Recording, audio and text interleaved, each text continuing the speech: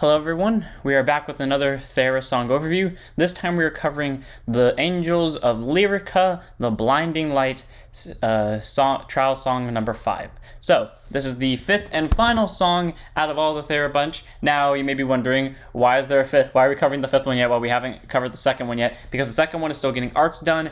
The cards are finished, we just need to finish the card arts, but that's pretty much it. So without further ado, let's go ahead and cover the 5th song, and then we will get to the 2nd song when we get to it. So, first of today, we must show off our ace creature, which is Michael, Heaven's Advent. So, he is a level 3 with 250 power with 1 damage as per usual. He has the gift icon, and when he enters the field, you may draw a card and special summon an angel from your hand. So all around, he in my opinion, is one of the best, like, level 1s, or not level 1, sorry, one of the best level 3s, if not just one of the best bosses in general. Because when he's summoned, you not only get a free draw to your hand, but you manage to get an extra special summon onto your board, especially because he's a level 3, where that basically leaves up all your normal summons for the turn. He allows you to get another summon out of it. Basically, you just get 2 free, or you don't get 2 summons out of a turn you normally would have got 1 of, especially because he works when he's special summoned as well. And if you pull off what I've done in a match that will go up on that will go up soon, I hope, you'll be able to basically summon him, draw another copy of Michael, summons the Michael, and then draw another card, and then call another card.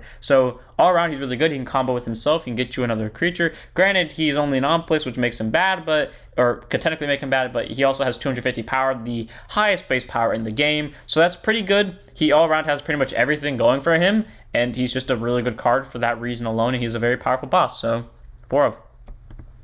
Then we have Cherubim Child. So he has the shield icon because he's a level 1, 50 power, level 1 damage. When this creature is used to guard, he gains plus 50 power for every 2 creatures on your field. So basically, if he's your last resort to guard with, he'll count as your biggest boy, because if you have 5 creatures on your field, that means he'll be able to gain a total of 100, meaning he's a 150 shield, and that's pretty good. He's basically the equivalent to a heal trigger, and that's nice if you've used all your power or used up all your creatures on the offense, you need something for defense. He's always the best one to hold back, and when your other angel creature enters your field, he gains plus 50 power for the turn. So that's pretty good all around. He is at least getting a plus numbers each move, whether it's normal summon or not normal summon. So if he's like the first thing you summon, and then you combo him with maybe a Michael or maybe something else, he'll just keep getting power and power, meaning that he's the best card for defensive power. He's also the best card for offensive power, because he can equal Michael's power if you play your combos right. So all around, Cherubim Child is a good card. Me personally, he is not my favorite angel. That belongs to a very other certain card in my heart, but he is still a good angel nonetheless, and that's where we run him out of 4 of. Then we have our Guardian Angel. So 1 damage, 50 power. It's our safeguard. By discarding it from your hand, you can stop an attack from one opposing creature. Standard safeguard, nothing special about it. It's just a nullify of an attack. That's pretty much all it is. There's nothing more I can say about it. This is probably the song where you probably ditch the safeguard the most, because outside of Sauron, because offense is the best defense in this song. This song definitely has more defensive capabilities than Sauron does, but this song still wants to go all out too. So yeah, basically pictures this as Sauron, but where you have less aggressive power in terms of field stacking, but you have more power overall in terms of actual power numbers. So unless Spirit's Blessing gets involved, then there's a difference, but still. So yeah, the Guardian Angel is just there for the safeguard. Then we move on to Virtue of Patience. So Virtue of Patience is probably one of the best ones for stalling, like if you haven't drawn Michael yet, or you need to wait it out because maybe you need to draw certain combo pieces to make plays with. Virtue of Patience is definitely a good card to slow down your opponent to do so. It's level 1 with 50 power and with 1 damage and same 1 shield. And pay 2 up to twice per turn, pacify 1 opposing creature until the end of your opponent's next turn. So it can't attack, and none of its abilities cannot be activated. Basically what that means is, as it says, they lose everything of that creature. So pay a total of 4, basically a turn, and you can stop 2 creatures from activating their abilities or attacking, slowing them down, preventing them from defeating you. Like, for example, if you really need to wait out to draw into a Michael because it involves you like doing combo plays and they have a really big creature on their board that you can't get rid of without Michael, that's where Patience comes in. Slow them down, wait out the Michael, and as long as they don't destroy Patience, Patience is good, and you can just defend Patience slowly but surely as they waste their hand trying to make up for the creatures you pacified. All around, Patience is a really nice level 1. I like him. He is definitely the one I have the most spite towards, because I remember that when I first started playing this game, he was the one that always stabbed me in the back a lot, but he was still a really good level 1 to play against. So 4 of. Then we have Virtue of Charity. So 50 power, 1 damage, level 1. I don't know why I'm always saying 50 power. Most of these have 50 power.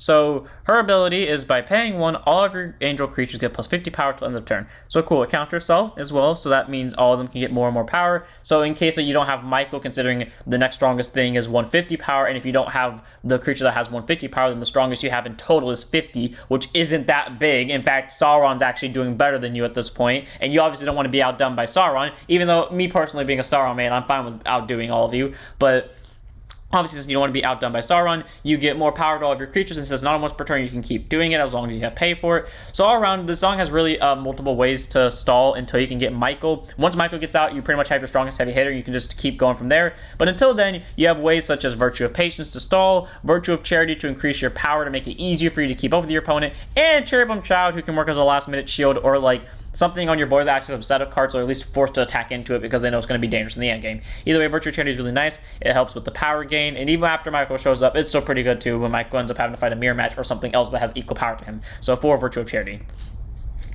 Then we have Virtue of Kindness. So Kindness also has 50 power and 1 damage in level 1.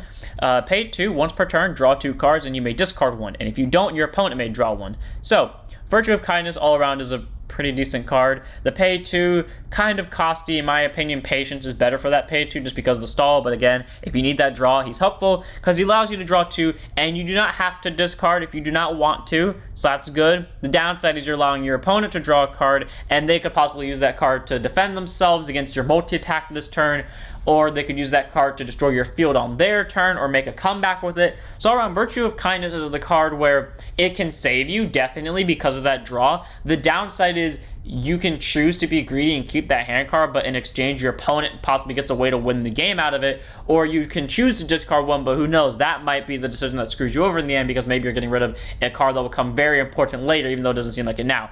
All around, Kindness is a really good card though. Can definitely lead to comebacks, definitely gives you the hand you need, especially because Michael is free, and that's the other thing I like about Michael. His skill is flat out free, so you can use whatever you want with him basically. So yeah, 4 of Kindness, because that's where most of the pay comes from. Then we have our last creature in Raphael, Voice of Healing. So also has the gift icon, level 2, 150 power, 1 damage. This card cannot be special summoned. Okay, that's fair. Yeah, this card's actually really good. And the reason why it's like that is because like I said, Lyrica and Sauron are more or less the same. The difference is Sauron has like the less power out of it, but they can get a field faster, while Lyrica gets a field slower, but they have more power overall. Raphael, Voice of Healing over here definitely summons the fact that you can't be special summon, so you can't just combo with Michael. But however, pay 2, when he enters the field, you may heal a damage. So, pretty good. You get to reduce your damage by 1, meaning it's harder for your opponent to take you down.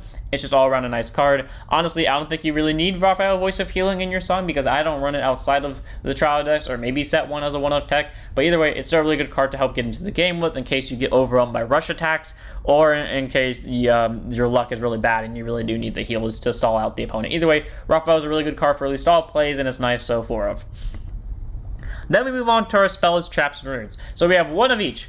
First up, we have our spell in Call to Arms. This is my favorite spell to personally spam compared with Michael as well, and you'll know why in a second. So Call to Arms, by paying 1, you reveal the top cards of your song until you find an angel creature you can special summon. Yeah, it's worded like that because of this thing over here. You special summon it, and then you shuffle the remaining cards back to your song. You may only use Call to Arms once per turn.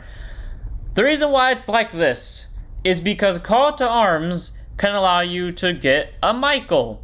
And because Michael doesn't have to be placed from hand, you can use Michael to draw, call another Michael, use that Michael skill to draw again, call another creature. How many creatures you have now on your field? 4. Actually, no, technically you have 3, but you haven't normal summoned this turn. So if you have Raphael, Voice of Healing over here, and any other level 1, you can get a total of 5 creatures, all from just paying 1. Call to Arms is that good. That's why it's a once per turn. But also that you have to keep revealing cards until you find an angel you can special summon. So it's not like you could just play Call to Arms, search your song for a copy of Michael and summon it. No, you have to actively see it as the first angel you can special summon. So like if you see Raphael, Voice of Healing, then Michael, obviously summon the Michael because Raphael, Voice of Healing can't be special summoned. But otherwise, you just summon the first thing that you see. So Call to Arms can be helpful. It definitely allows you to get a bunch of creatures at once. It can lead to combo plays. It's all around one of my favorite spells to use, and that's why it's a 4 of. Then we have Veto. So Veto, by paying 1, when your opponent activates a creature's ability or casts a spell that targets your creature, negate the ability of the card used. So your opponent still has to pay the cost for it, but they don't get to use it. And all around, that's a cool thing. If your opponent plays a card that maybe gets rid of Michael, and who wouldn't, because Michael, again, is one of the strongest creatures in the game by power alone, if they take out that Michael via an effect, you can quickly nullify it with Veto, as long as it wasn't a trap that was doing, or a rune, and immediately the ability is nullified, and they still have to waste the cost on it, which means they have less cards that they can play this turn for ability-wise, and maybe they just have less, and they just wasted a card in their hand. So basically, now you know that their hand is a lot less, and now you don't have to be afraid of certain aspects of their hand. So all around, Veto's a nice card. Either slows down the opponent or just straight up nullifies their attempts to slow you down. It's just a good card all around, so 4 of. Then we have our last card in the deck that is not a trigger that we haven't seen yet, and that would be Angelic Descent, a rune. So, definitely one of my favorite cards overall in Thera. I'll definitely say by runes is one of my favorite runes. Pay 1, not to place, it has a free place cost, so just place it whenever you feel like it and it goes off. And pay 1, once per turn, you may normal summon an additional level 1 creature from your hand this turn. Cool. So basically that either means if you summon all level 1s this turn, you can pay 1 to summon a total of 4 level 1s. You can summon a level 2 and then 3 level 1s. I mean, sorry, 2 level 1s. Or you can do what I do and summon Michael, draw, summon Michael, get a level 1, doesn't matter who it is, play Call to Arms, try to get another creature. If it's another Michael, good for you. If you don't, that's fine, because you already have 4 creatures with this. And then you pay 1 with this rune, and then you get a 5th creature. And all of that only costs 2 pay. Pretty good. Pretty good. All around, Angelic Descent is a pretty good rune. Like, it just allows for field setup. It's just all around a really nice card, and I like it for that. It looks cool, by the way. So props to the artist who did that. You know who you are. So yeah, just 4 of Angelic Descent. I also like the name Angelic Descent. I don't know why. It just sounds cool. Then we have our trigger lineup. We have 3 damage triggers. Actually, that's not a confirmed thing yet. We'll have to check this at the end of the video. But yeah, anyways, damage trigger, you know what it does. When you check in your damage or gift check, you do damage to the opponent with 50 shield. Like I said, the shield doesn't really matter that much in this deck because you do have a lot of shield backups, but the damage trigger is helpful for dealing more damage if your opponent somehow survives the rush. You have a draw trigger to help increase your hand.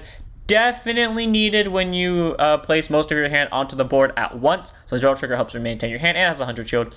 And then we have our heal trigger, which is just meant to heal your damage. I have a spite against this thing now because during the game that we had Hayate versus Kiyoshi, where I really wanted Hayate to win, and yes, well, it did come down to a misplay on the person's part that played it, my part, my dad, the heal trigger was not required to be seen 3 times against the deck to prove a point that it was going to win. So I have a spite against this, but despite that, that's our heal trigger. And then here's our SPR of Michael, Heaven's Advent.